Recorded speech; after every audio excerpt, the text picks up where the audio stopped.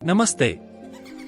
Mandla murders की पिछली कहानी को आगे बढ़ाते हुए यह रही अगली कड़ी, पार्ट 4। मंडला मर्डर्स नई शुरुआत। आरुष को यह महसूस हुए कई महीने बीत चुके थे कि वह अब उस शाप का हिस्सा बन गया है जिसे वह मिटाने आया था। उसकी हथेली पर खुदा हुआ मंडल का निशान अब गहरा हो चुका था। उसने बैरवा गांव नहीं छोड़ा। वह जानता था कि वह अब गांव और उस प्राचीन शक्ति से बंधा हुआ है। नमस्ते दोस्तों, वीडियो शुरू करने से पहले हमारे चैनल को सब्सक्राइब जरूर करें और कमेंट सेक्शन में हमें बताएं कि आप कहां से वीडियो देख रहे हैं। आपके प्यार और समर्थन के लिए धन्यवाद। रात के सन्नाटे में उसे अब रुद्र की फुसफुसाहटें नहीं बल्कि अपनी ही आत्मा की बेचैनी महसूस होती थी। उसे ऐसा लगता था जैसे मंडल उसे किसी और ही दुनिया में खींच रहा है। एक दिन गांव में एक पुरानी तांत्रिक मोहिनी आती है। वह बेहद बूढ़ी थी, उसकी आंखें किसी भी राज को पढ़ सकती थीं। मोहिनी ने आते ही सीधे आरुष को खोजा। उसने आरुष की हथेली पर खुदे मंडल को देखकर कहा, मैं जानती थी कि तुम आओगे मांडलिक। आरुष ने चौंक कर पूछा, आप मुझे कैसे जानती हैं? और आप मांडलिक का क्या मतलब है? मोहिनी ने एक गहरी सांस ली और बताया, मंडलिक का मतलब है मंडल का स्वामी। रुद्र की आत्मा को तुमने शांत तो कर दिया, लेकिन उसकी शक्ति अब तुम में आ गई है।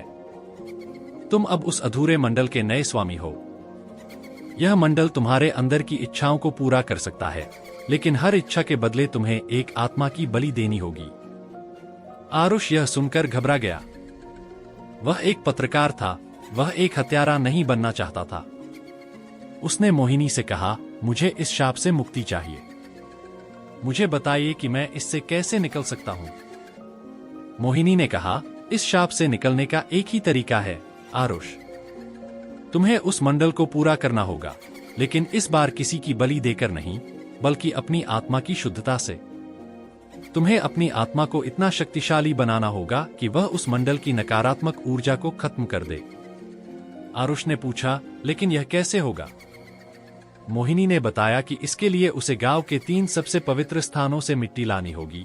एक ऐसी जगह जहां कभी किसी की हत्या न हुई हो, एक ऐसी जगह जहां कोई जन्म लिया हो, और एक ऐसी जगह जहां कोई अपनी पूरी जिंदगी बिताकर मरा हो। इन 3 जगहों की मिट्टी को मिलाकर एक नया मंडल बनाना होगा। आरुष ने यह काम करना शुरू किया। वह गांव के कोने कोने में गया, उन जगहों को खोजा। वह हर उस जगह गया जहां जीवन की शुरुआत हुई थी, जहां जीवन खत्म हुआ था और जहां जीवन निर्दोष रहा था। इस यात्रा के दौरान उसे अपनी ही आत्मा के अंधेरे कोनों से लड़ना पड़ा। उसे उन लोगों की आत्माएं दिखने लगीं जो पहले मंडला मर्डर्स के शिकार हुए थे। वे सभी आरुष से बदला लेना चाहते थे, क्योंकि उन्हें लगता था कि आरुष अब उनका हत्यारा बन गया है। एक रात जब आरुष तीसरा और आखिरी पवित्र स्थान, एक बूढ़े नीम के पेड़ के नीचे, जहां कई पीढ़ियों ने अपनी जिंदगी बिताई थी, से मिट्टी लेने गया, तो उसे एक भयानक एहसास हुआ। उसे लगा जैसे कोई उसे अपनी ओर खींच रहा है। उसने देखा कि उसी पेड़ के नीचे रुद्र की आत्मा फिर से प्रकट हुई थी।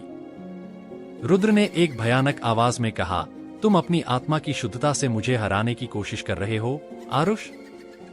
यह कभी नहीं होगा। तुम अब मेरे ही अंश हो। तुम हमेशा के लिए मेरे मंडल में फंस गए हो। रुद्र की आत्मा ने आरुष पर हमला किया।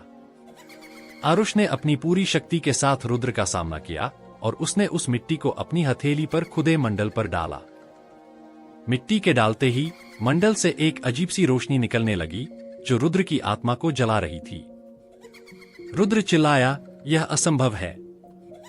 तुमने एक नए मंडल का निर्माण किया है। आरुष ने कहा, यह नया मंडल नहीं है रुद्र, यह तुम्हारी नफरत का अंत है। रोशनी इतनी तेज थी कि रुद्र की आत्मा पूरी तरह से नष्ट हो गई। आरुष जमीन पर गिर गया और जब वह उठा तो उसकी हथेली पर खुदा हुआ मंडल का निशान अब चमक रहा था, लेकिन वह काला नहीं बल्कि सुनहरे रंग का था।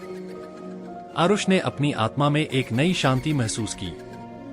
उसे अब किसी की फुसफुसाहट सुनाई नहीं देती थी और वह अब किसी का शिकार नहीं था। वह अब उस मंडल का स्वामी था, लेकिन एक सकारात्मक और शुद्ध ऊर्जा का स्वामी। आरुष ने गांव को बताया कि अब सब कुछ ठीक है और वह गांव छोड़कर चला गया। उसने फैसला किया कि वह अब अपनी शक्तियों का उपयोग लोगों की मदद करने के लिए करेगा और वह उन लोगों की तलाश करेगा जो बुरी आत्माओं के जाल में फंसे हुए हैं।